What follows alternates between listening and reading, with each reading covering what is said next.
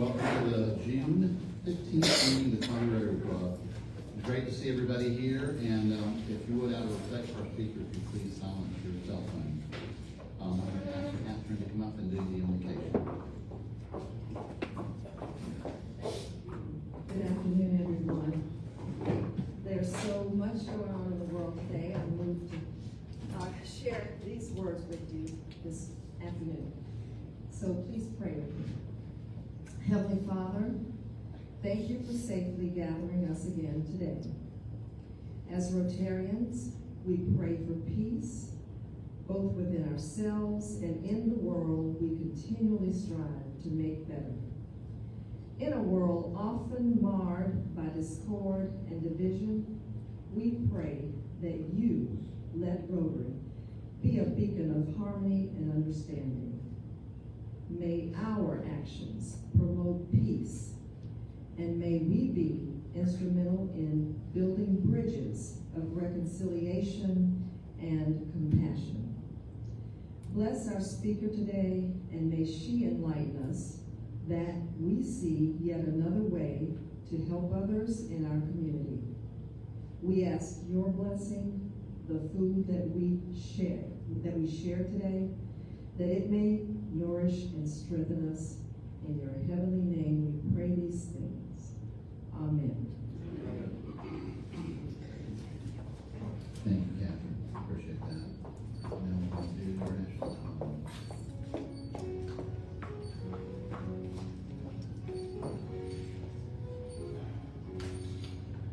Oh, say, can you see by the dawn's early light what so proudly we hailed at the twilight's last gleaming, whose broad stripes and bright stars through the perilous fight o'er the ramparts we watched were so gallantly streaming, and the rocket's red glare, the bombs bursting in air, gave proof through the night that our flag was still there. Oh, say does that star-spangled banner yet wave o'er the land of the free and the home of the brave? Now, before we sit down, if y'all would recite the four-way test with me of the things we think, say, and do. Is it the truth? Is it fair to all concerned? Will it build goodwill and better friendships? And will it be beneficial to all concerned? Thank you. And then introduce our guest speaker. We'd love to welcome any visiting Rotarians or guests. So if you are familiar with us, please raise your hand. This is Nicholas. He is our public information officer for the American Red Cross.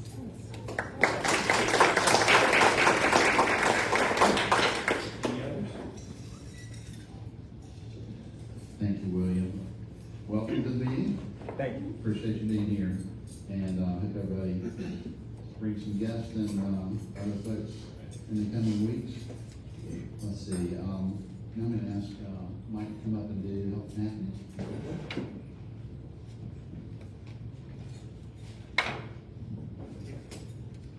Good afternoon.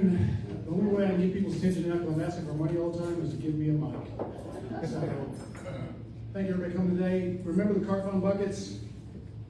We have 2 meetings left to reach our goal. So I think $935 to be exact. I think we can do that. Again, it's a little less than $10 if we average about 40 to 50 people as attendance. So I think we can do that.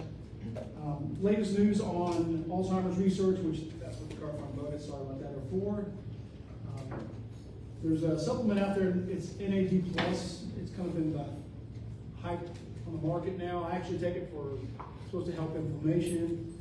They're having positive results when it's infused. They're using it with animals now, so it's showing positive results, actually healing some animals with Alzheimer's. So that's positive. It's cost effective, so that's some great news. Again, we're helping fund that, so it's great. The quote of the day, I'm not gonna, it's been attributed either to Jim George or Michael Phelps, but it's not how you start, it's how you finish. So I think last 2 meetings, we can finish strong, we can reach our goals. I hate not, and I'm playing to win, I hate not reaching goals, so I think we can do it. Thank you. Thank you, Mark. Now, I feel confident we're gonna meet our goal. I did get an email from Doug Cochran, and I don't see Doug here today, but Doug said he would, in the last meeting, he would match whatever he's doing on that day. So that should make it easier. And yeah, please, remember the blue buckets. We gotta get there to the goal, and I feel confident we will.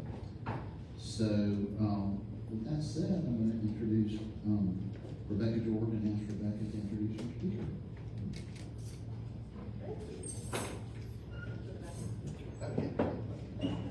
Good afternoon. So when I was asked to introduce Denise, I couldn't think of anything that would be better on a Monday at Rotary. So I met Denise in 2021. I was actually the executive director for the American Red Cross for 10 years. And when I made the decision to leave for my new job at USC, I knew that Denise would be an excellent replacement for my position. Denise came into the Red Cross in 2021, and she served as the, I forgot the whole long title, but she basically was Services to the Armed Forces and International Services. So we got to meet and do some great things together, working with our veteran population. And some of the great things that we did, we actually handed out Girl Scout cookies at the VA hospital. We were able to engage some of our board members to do that, so she coordinated all of that. We had some of our donors come in and write letters to veterans, send Christmas cards, just any way that we can engage our volunteers and our donors with the mission, and especially with Services to the Armed Forces. And another thing that I think a lot of people don't know is Denise really worked very hard when they established a food bank at Fort Jackson. And I was just surprised that there was actually a need for a food bank at Fort Jackson for our active duty military. So she was very mission oriented. I think you'll see that today. I'm proud to call her my friend, and I can't think of anybody better to step in for the executive director role for the American Red Cross.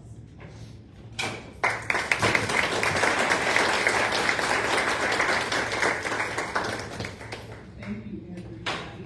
As Rebecca says, my name is Denise Teasdell. I'm the executive director for the Central Chapter.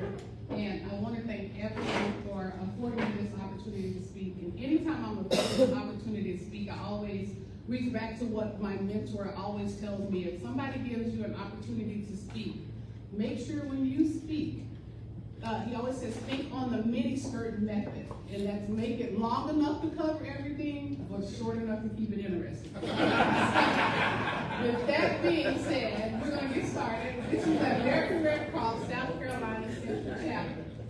And today we're going to talk about Beyond the Hurricane, the American Red Cross Mission in Action. And every day is American Red Cross season.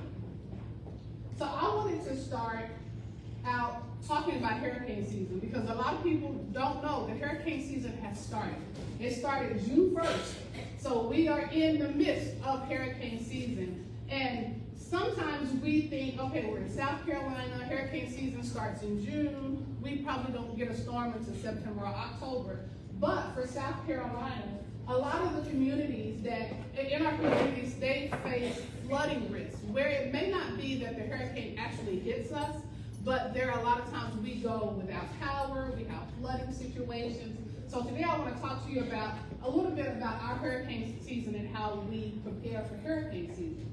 But before I do that, I want to talk to you about Hurricane Helene and after it hits and how we're still working with families after Hurricane Helene. And what people don't know is American Red Cross, we do what's called blue skies and gray skies. So when it's blue skies, we are preparing for gray skies. And what that means is we're preparing for a hurricane. We're making sure that we have volunteers, already equipped, that they know how to be shelter workers. We make sure that we have meals already set forth to be able to go out when we need them. We're gassing up our vehicles. We're staging emergency response vehicles. And we're doing a lot before the hurricane even hits landfall. And immediately during the hurricane, we're boots on the ground. That's where our volunteers kick in. And for Hurricane Helene, we had about 5,000 volunteers. And that is a lot. And what they did is they provided shelters, they were handing out food, they were these shelter workers, they were delivering financial assistance, whether it be giving a small card to help someone get, just the little bitty basics, maybe a washcloth and lotions and things of that nature. Also, for Hurricane Helene, a lot of people don't realize that our funds, we're not a federal organization, we are a nonprofit organization. And all of our funds come in from generous donors. So with Hurricane Helene, we were able to establish what's called long-term recovery, something we had not done before, because generous donors like yourself gave so much money that we don't take that money and keep it.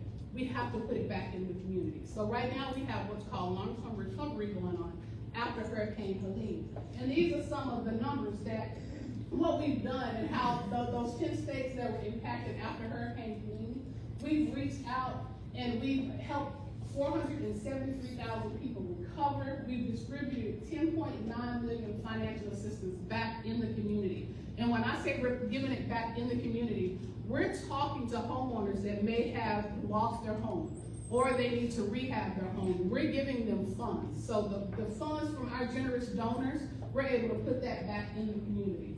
And we also set up shelters. We're always looking for shelter workers. Again, we try to prepare before it hits. So that was some things that we did with Hurricane Helene. So shelter heroes, what are they? They are people getting ready and getting prepared to stand up a shelter. American Red Cross stands up shelters, not just for hurricanes and tornadoes, but if you remember in January and February when it was really cold, we opened up a shelter and we had heating stations there. And what we're needing is always needing shelter workers. You know, there are people that cannot donate financially, but hey, their time is always needed. So before, during, and after hurricane, I talked a little bit about this. For us, and what I want to share with you all today, before a hurricane hits, I want you all to be prepared. And what happens is, and I had a meeting, I was in DC last week, and I was talking to a young man about being prepared, and he said, you know, if a hurricane hits, I lose power, I don't have any water, I have a credit card. I can go stay at a hotel. Everybody doesn't have that. For him, that is his emergency relief kit. And that works, whatever works for you. But you want to make sure that you are prepared. And not just you, your whole family is prepared. Next, how to protect your loved ones. We have an app. We have an emergency app. And I know we're in this technology world and everybody is always saying, I don't want to add another app to my phone. But our app will make sure that you are prepared before, during, and after. So if you get an opportunity, go to the App Store, whether it's Google Play, go to the Apple Store and just download that. So now, well, a lot of people think that hurricanes are the #1 disaster. It's not. Home fires is the #1 disaster that American Red Cross responds to. We are constantly responding to fires. And this year alone, we've installed 100,000 plus smoke alarms. And what we do, our sound alarm campaign, under the sound alarm campaign, we have what's called a smoke alarm blitz, where Red Cross partners with the local fire departments. We go into communities. And a lot of times people think, oh, you're going into less fortunate communities. No, we're going into any community that needs to be. We need to go in there. And we're making sure that they have smoke alarms. We make sure that their smoke alarms are working. We make sure that they've changed their batteries. And we also talk to them about having a less than 2-minute escape plan, because a lot of people don't know that.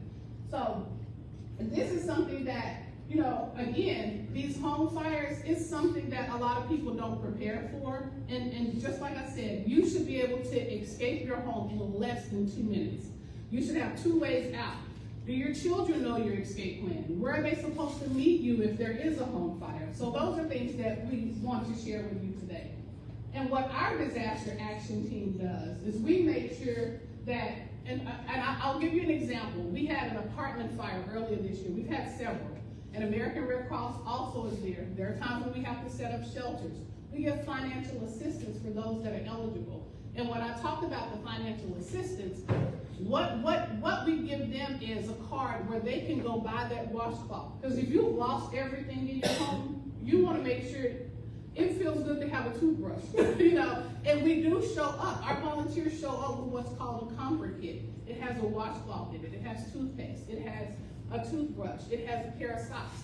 Because believe it or not, if a house fire starts in the middle of the night, you're barefoot when you come outside. So making sure when our volunteers show up, they have the essentials that you may need when you run out of the house because it's an emergency. But a lot of times, fires can be prevented. Again, that smoke alarm list that I'm talking about, if you're making sure that your smoke alarms are working, your batteries are working, and also know where your fire extinguisher is. I talked with someone and she said, I think we have a fire extinguisher in my house. I'm not for sure, but my children don't even know where it is because I don't know where my husband put it. And it's things like that that can be can help prevent a fire. If a small fire starts in the kitchen and you don't know where your fire extinguisher is, it's gonna grow fast. And a lot of people think, oh, it's not gonna grow that fast. I have time, I can get buckets of water, I can throw on it. You know, trust me, a lot of people have thought that they could put out a fire in less than 10 to 15 seconds, and it doesn't happen. And it only takes a house to burn down. It can take up to 3 to 5 minutes for a whole house to burn down. So this is things that I want you to know that American Red Cross offers. And we also offer mental health support. After that, believe it or not, people are having mental unstable. They're a little bit unstable when it comes to mental because they've lost everything. And Red Cross offers classes. We have licensed counselors that are able to come and speak to not just the adults, but to the children, because that's devastating to children. If they've lost a teddy bear, and to have them standing outside barefoot and they don't have their comfort blanket or that comfort teddy bear, there are times when our counselors are able to talk to them. So these are things that American Red Cross offers after a fire. Also, I wanted to share how American Red Cross is set up across the state for South Carolina. We have 4 different chapters, one in Myrtle Beach, one in the Low Country, which is in Charleston, here in Central, which is Richland County, Columbia, South Carolina, and one upstate in Greenville. And this is how it's broken down. So for South Carolina, I have 16 counties that I cover. So I want to make sure that all the counties that I cover are prepared, not just for hurricanes, but for readiness, even for your home, whether it be home fires, disasters, tornadoes. I want to make sure that those 16 counties are prepared. And we have EDs set up in each of these counties. And then I'm going to break down what each chapter does. And each chapter is not different. We all have the same programs. Rebecca talked a little bit about service to the armed forces. This is how I came to know American Red Cross, because my American Red Cross story is I was stationed in Pearl Harbor in Hawaii, and I got a call from my command that says, hey, we just got a call from Red Cross. And I'm like, I don't want to give blood. That's the first thing I thought, because that was all I knew about Red Cross was giving blood. And they shared with me that there had been an accident back home and my little sister was killed in a car accident. So I had to get home. So once he shared that with me, American Red Cross, unbeknownst to me, I knew nothing about American Red Cross except they took blood. I got a call from American Red Cross and they said, do you have money to get home? I was an E2. No, I did not have any money to get home. Within 30 minutes, they had already scheduled me a flight. Someone was on their way. A volunteer from Red Cross picked me up at the barracks, took me to the airport, got me on the plane, made sure I got home safe. By the time I landed, they had already called my mother. And they were making sure I was there. And I remember telling my mom, I don't know how I'm gonna pay Red Cross back, because they didn't give me a bill or invoice or anything. How am I supposed to pay them back?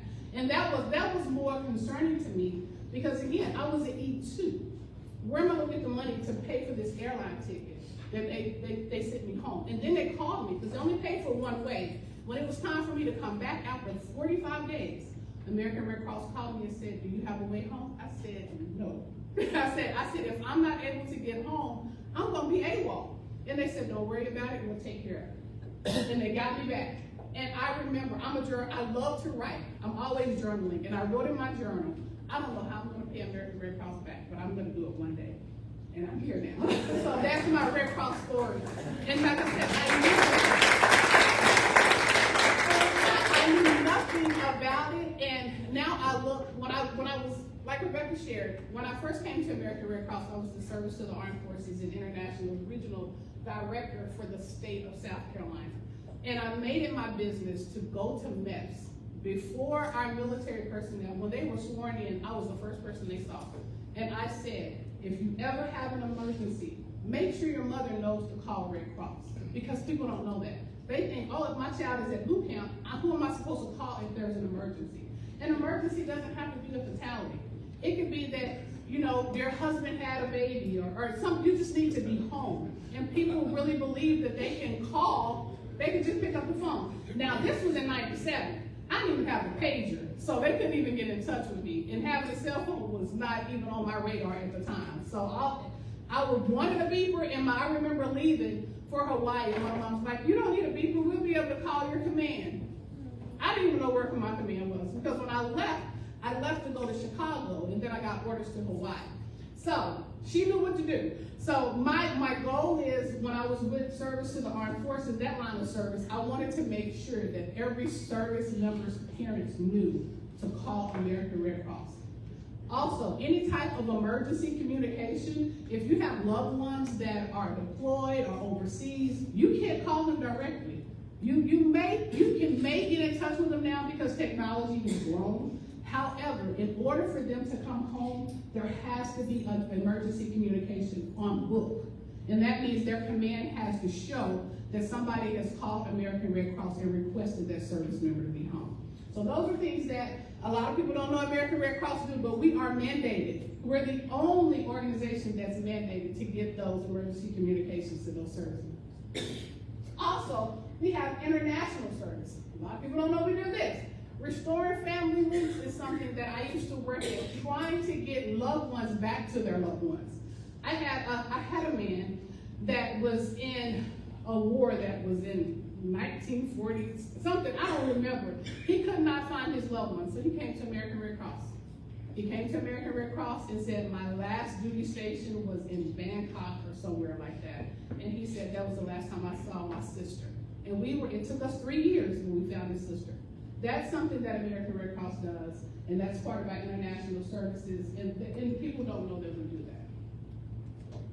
Training services. Everybody knows we offer CPR, right?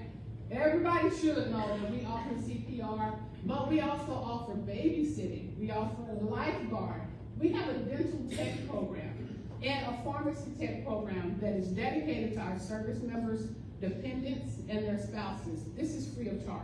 And we've looked into this. If you want to be a dental tech and you go down to the local, I think it was Trident Community College that we looked at, it's $10,000. American Red Cross covers that for our service members and their families. So that's something that if you know that there's a service member, and I wish I would have known it when I was, not only was I in the military, my husband is a retired Marine, so when I became a spouse, I wish I would have knew that. Because these are services that you can take anywhere that you go. Once you get trained, you take that state test, and you are a dental tech. You're a licensed dental tech. And so these are services that we offer on our military installations. Oops. Our biomed. This is what everybody knows American Red Cross for. But you don't know that Red Cross provides about 40% of the nation's blood. Not 40% of South Carolina's blood. 40% of the nation's blood. And that is a big number. That is a big number. So we're constantly looking for new donors. People are not donating like they used to. We have some very, very committed donors that love to come in, they give their blood, they give platelets. And then we're looking for some new ones, because we do have sometimes where our long-term donors, some of them are getting sick and they're not able to give like they used to. So we're always looking for new donors. And platelets, a lot of people are not familiar with platelets. Well, platelets control bleeding in your bodies, they help cancer victims. This is something that everybody can do. As long as you can pass your blood pressure is good, your hemoglobin is good, your heart rate is good, you're able to give platelets. And what they do, believe it or not, you can get platelets. They only last 5 to 6 days. Their shelf life is not a lot. It's not a lot. But you can get platelets every 7 days. You can only get blood every 56 days. So a lot of people think, oh, I can just go in and give blood when I want to give blood. I gave blood last week, I'm going to give blood again this week. You can only give whole blood every 56 days, but platelets you can do every 7 days. Our volunteer impact. I've talked a lot about how our volunteers mobilize, they set up shelters for us, they go to home fires. They're the ones that are doing, even our mental health specialists, our licensed clinical staff, they are volunteers. 90% of American Red Cross is volunteers. So let me give you some numbers. For the state of South Carolina, there are 45 full-time volunteers 45 paid staff, and the rest is volunteers. For the whole state. The rest is volunteers. And then going back to where we were able to help with the aftermath of Helene, 90% of every dollar we put back in the community. So your donations, whether it be blood, monetarily, your time, we want to make sure that we're putting it back into the community. How you can help? You can help respond to disasters. Again, we're always looking for shelter heroes. You may not want to be a shelter hero, but if you are a licensed mental health specialist, we would love to have you. If you're able to pass out food, we would love to have you. We have volunteers that work in the office and help us do paperwork, administrators. There are all types of volunteer opportunities on our site. Also, again, donating blood, platelets, and plasma. We're always looking for new donors. Anybody that's interested, they can come to the fixed site at 2751 Bull Street. And all you have to do, even if you don't sign up for an appointment, we take walk-ins. So if you're interested in doing that, that's something that you can give. Volunteer your time. I have a volunteer that he's 92 years old. He's at Beaufort Medical Hospital in Beaufort. He's 91 years old. He works 3 days a week, Monday, Wednesday, and Friday. He calls me every Friday at 9:32. Exactly, at 9:32. And he's retired. He's a retired captain in the Air Force. And he is still volunteering. He goes, and what he does is when service members come for a doctor's appointment, he's there greeting them. He's there greeting them. And that's all he does. He greets them. He does it 3 days a week. And he calls me again at 9:32 every Friday. And I'm the only one he calls. I've told him I'm not going to serve the armed forces anymore.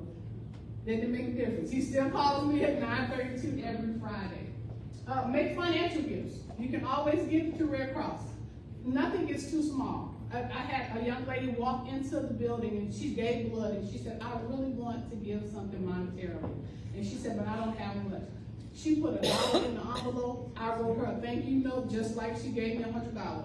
And that's something that we do because we're very appreciative of our generous donors. Again, we put it back in the community.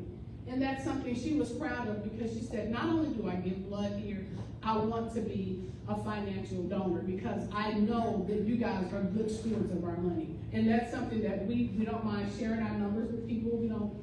It's available.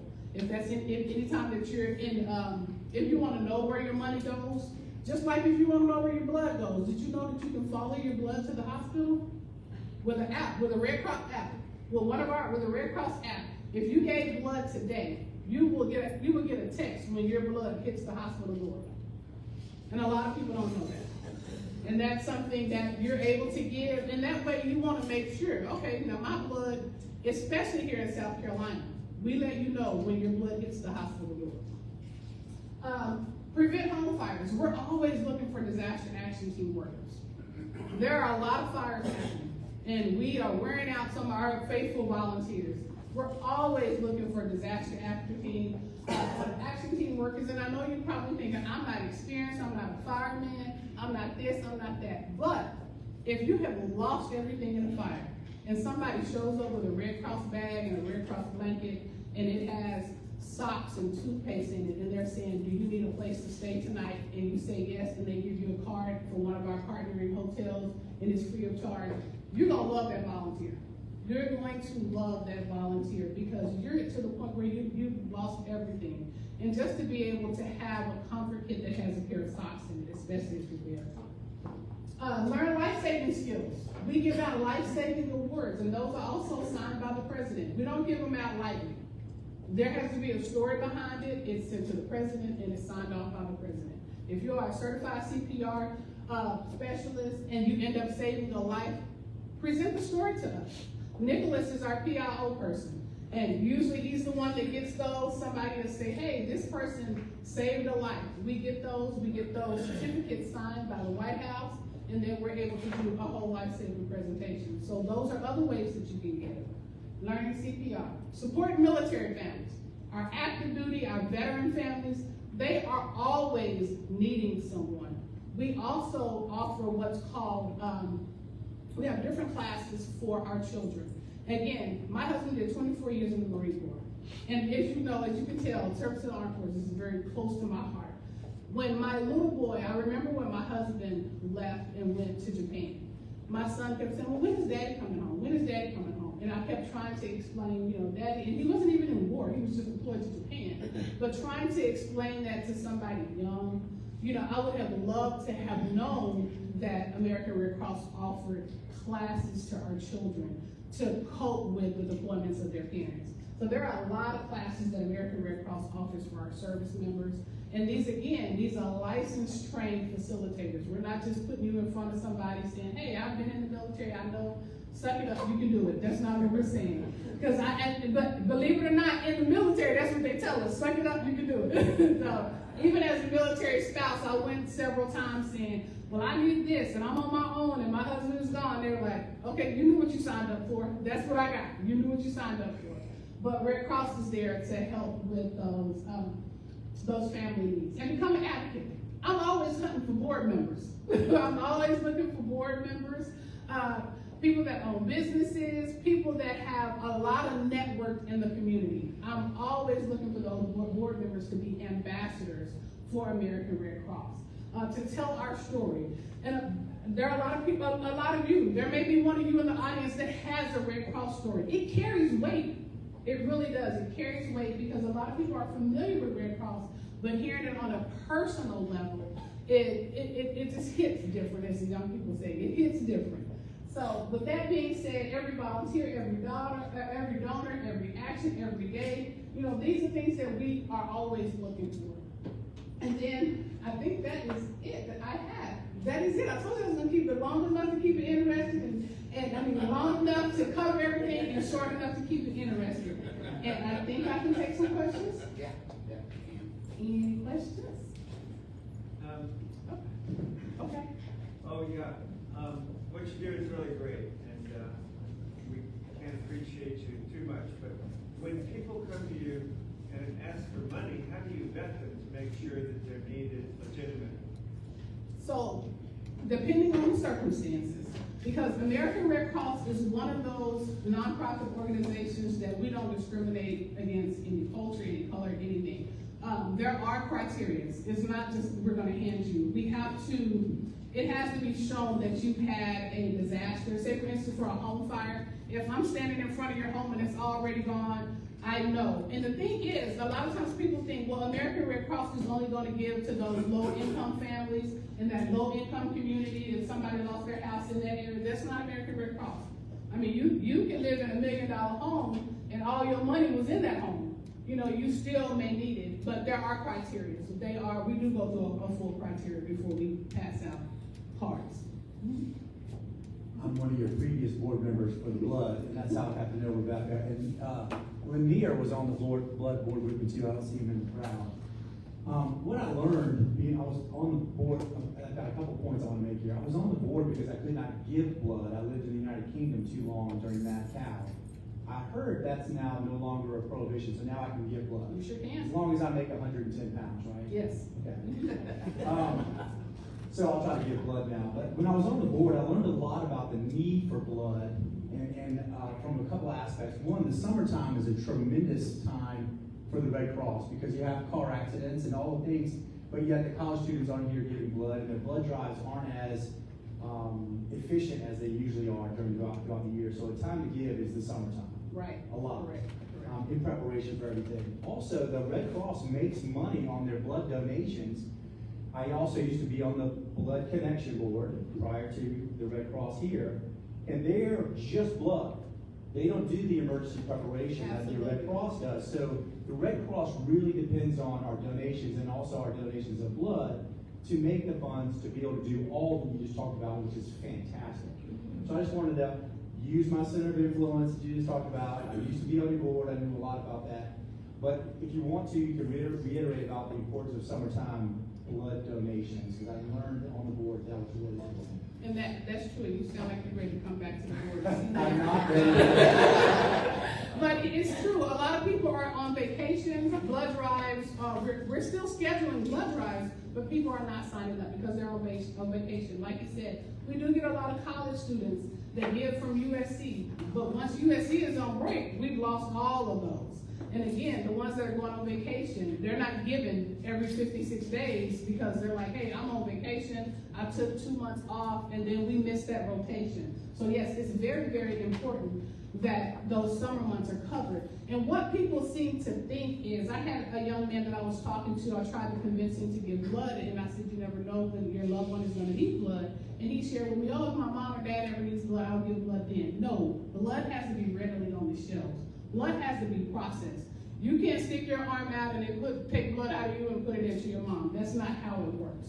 It has to be readily available on the shelves. So trying to say, oh, I want to give it to my mom, come in the day of and say, oh, my mom's in the hospital, I want to give, and showing up at the hospital, they're not going to take your blood. They're going to tell you, you need to go to Red Cross and give blood and follow your blood. We can't promise you that it's going to get to your mom, but if it gets to the hospital, you can follow your blood. But again, yes, these summer months, now is the time that we're looking for new donors. And when I say new donors, because we have donors that give on rotation every 56 days. But when summer months come and they're on vacation, that's when we lose them. Any other questions? I saw a couple of hands over here I know I missed. I have a question about the red buckets. That's like one of our favorite. I love the red buckets.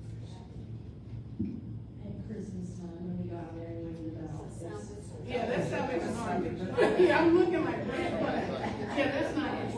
Then I'll ask about my other question.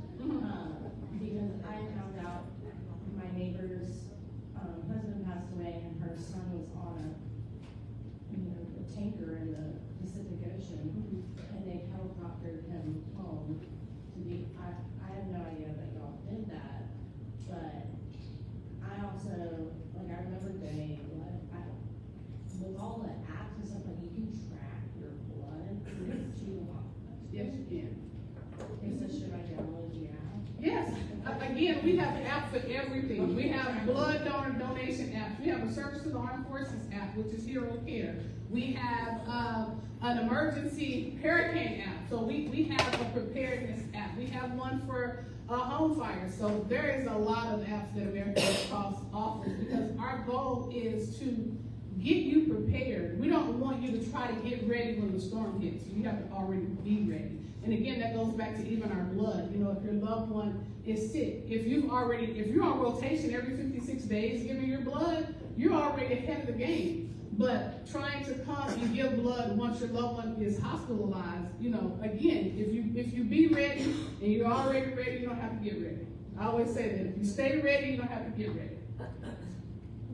Quick follow-up, where does the other percentage of the blood come from? I'm sorry? In the United States, you said that you get 40%. Where does the rest of it? So there are other blood organizations.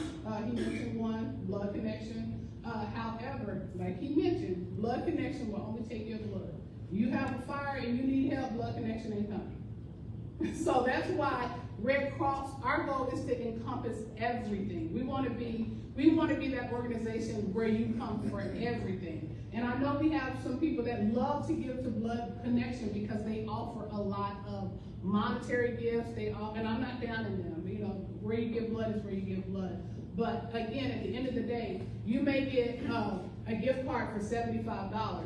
But if next week a disaster hits and you need a shelter, I promise you Red Cross is going to be the shelter. Because Blood Connection is not opening shelters. They're not showing up at home fires. So Red Cross is where it's at.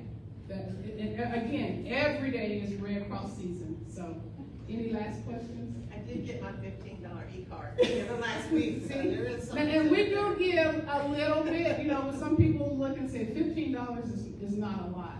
But again, Red Cross is not just there for blood, you know, we're there for everything. Yes, sir. Is there an age limit that you can train somebody to do CPR? And where do y'all do that? Do y'all do it here at the blood center? So, yes and no. So, now, little kids cannot do CPR. I mean, they have to be a certain way. You don't want someone that's maybe 75 pounds trying to do CPR, because they're not gonna be able to break a rib. And when I say break a rib, that's how hard you're gonna be pumping, you know. But you're not gonna just break a rib. But yes, there is an age limit, and there is a weight limit. And just like you said, even with blood, you gotta be a certain weight limit to be able to maneuver. A lot of people think that I can just, if something happens, I can give CPR. If my loved one is on the bed, I'm gonna give CPR on the bed. That's not recommended because it's unstable. You wanna be able to do the movements. So if you're 85 and you know CPR, but you don't have the strength to do the compressions, you need to call somebody. So we do ask that you're at least 18 and up to be able to render CPR. But we also, there is a weight limit. We want to make sure that you're able to do. Offer CPR classes here at 2751 Bull Street, and there are also other classes all around the community. We also offer something what's called hands-only CPR. The people will come out and teach it. I'm certified to teach it. I'll come out and teach it. Let me know. And what that is doing the compressions. That's to keep the blood flowing. If you can keep the blood flowing before EMS gets there, you can save a life. You don't have to do the mouth to mouth, but keep the blood flowing. And once, if you have someone that doesn't know how to do CPR and they just leave them laying there, the less oxygen and blood that they have to their brain, that can cause brain damage. But if you're able to just do hand CPR, then that's hands-only CPR. You don't have to do mouth to mouth, but keep the blood flowing. Denise, can you talk about your funding, where you get your funding from? Generous donors like you. So for our funding, we work a lot with United Ways. United Ways and generous donors. I'm just being honest. That's where a lot of our money comes from. A lot of people think we get a lot of grants and we get a lot of government funding and federal funding, but we don't. Again, United Ways and different organizations that want to donate to us. Now, on the service to the armed forces side, there is a DOD grant that we get for our service members, and that's what helps service members get home. Because to me, I thought Red Cross had bought me a ticket home, and I was like, they did it all, but they do get grants. Those are where those funds come from. But other than that, it's generous donors and United Ways, local government agencies. For fire extinguishers that we typically have in our homes, I've heard about the fire blanket. We need to keep a fire blanket because it's quicker, it seems to me, than trying to, I don't know, it just seems like you just grab that and you don't have to think and look at the expiration date. And all that stuff with the extinguisher, but. I would suggest having it all, because what if you go to get the fire blanket, and like you say, you're trying to tear it open, and it's like, okay, somebody could be spraying with a fire extinguisher. The more things, the better.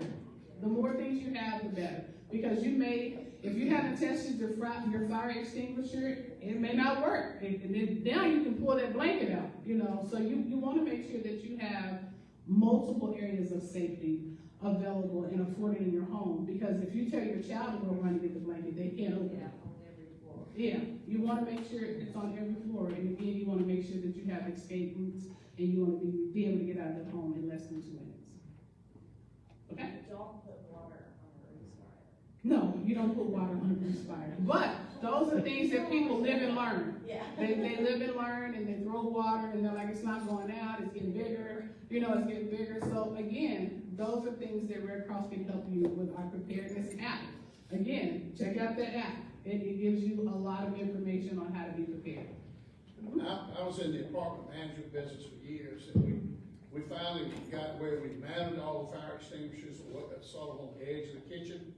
We went into an apartment one time and found that the resident thought it was inconvenient where it was mounted and put it over the stove. Oh, the cabinet over the stove. And that happens a lot of times, but being prepared, and even if you have it over the stove, because I was one that felt like it needed to be over the stove too, because that's where, when If you're the fire's on the stove, you gotta reach over the fire to get Yeah. the fire extinguisher. Absolutely, that's true. So, but to end with this, yeah, make sure you know where your fire extinguishers are. Make sure your children know how to work them, because if you're somewhere and they are not, I know we're in times where people don't leave their kids at home anymore, but if they're 15, 16 years old, you're at work, something happens, and they call you. If they don't know where the fire extinguisher is, they're gonna call you and say, "Mom, it's a fire." They should already know to go get the fire extinguisher, and they're wasting time trying to call you, and they should know where it is. So again, just be hurricane prepared, home safety, all things prepared, and anything else, just download a Red Cross app, because again, every day is Red Cross season. Thank you. Thank you, Denise. When I was a lot younger banker in my early career, I worked in, with United Way a lot and did they call it budget and allocation, so you determine, make sure the financials are good for the nonprofit and make sure the money's going. And Red Cross always did such a great job with their presentation and their financials, so thank you again for that. Guys, we've got a little bit of time, so I was gonna see if, y'all wanted to help with, the cart fund, maybe do Happy Bucks. Y'all know how this works? Okay, so I'm gonna grab one of these buckets, and anybody that wants to come up and say something positive or something they're thankful for can do that and put a little money in the bucket. Yeah, got the thing right there. QR code. Well, you can do an IOU, Grace. You can do an IOU. All right, that's nice. Anybody? Come on. I just went on a vacation with, all of my grandchildren who all live way out of state for a week down to the beach, and I had a wonderful time. The first 2 days, it rained like crazy down at Litchfield, so we spent the whole time playing games and cards and all that. So, not only sunshine, but rain can bring you pleasure too. Thank you. Thank you, Robert.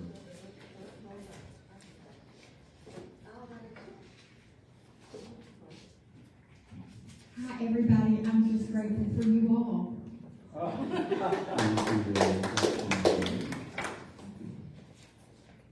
To give me back for the $20. Very happy. I am. No, I'm actually really excited about, I'm looking into going to Colombia in South America to get a stem cell treatment for my pancreas because I'm type 1 diabetic. And I'm just very excited to see what it will do. But we'll see.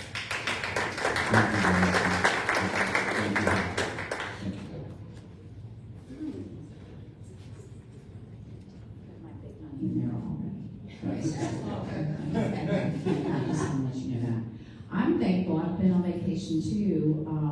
6 days in Exuma with 10 other women that I met at orientation at college. And returned 60 this year.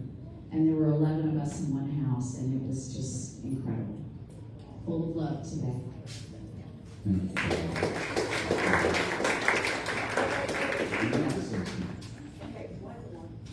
I'm thankful for my husband, who I made him do incredibly difficult, physically demanding yard work. In this heat wave, he's English, he's a cancer survivor, and he's an AFib, and he's alive. So, well done.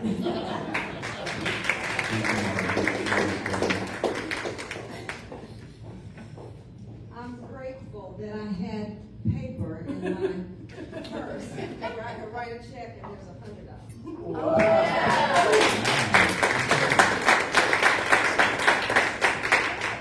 And I thought we had the QR codes on there, but we'll get them so we can do that in the future. I'm gonna do one, I just got off vacation too, went to Yellowstone and Grand Tetons and had a great time, saw a lot of wildlife that I didn't think I'd ever see, bald eagles, grizzly bears, pronghorns, which are kind of like deer, but they're supposed to be like the fastest thing on the face of the earth, or at least in America. So that was really great. And I'm thankful for all of y'all and all that you do to make Rotary better. So, anybody else? No? Okay, great. I think we're gonna do some early. All right. We can, do the song. Okay, cool.